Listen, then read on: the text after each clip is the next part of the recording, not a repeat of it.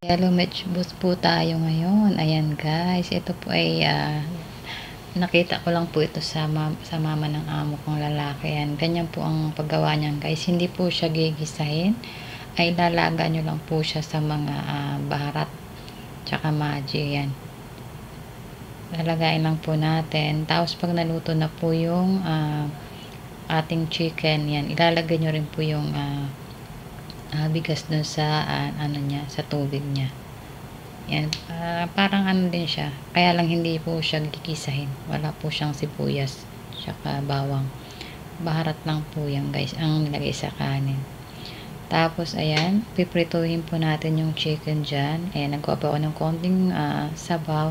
Tinagyan ko ng tomato paste na konti. Tapos ayan, papahiram po natin yung chicken para maging red po ang color niya. Parang sa mandi din po yung gawa ko dyan guys. Tapos ayan, ipapry po natin siya para masarap.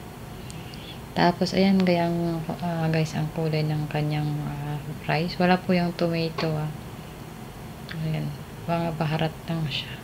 Konting baharat lang guys Ayan. Ganun lang guys, napakasimple niya.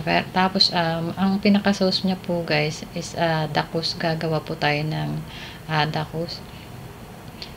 May ano po, magigisa lang po tayo ng yung bawang po gigisahin po natin yan sa olive oil. Tapos ayan, tomato, tapos pakukulan lang po na tapos may tomato paste. Ganun lang guys. Thank you for watching.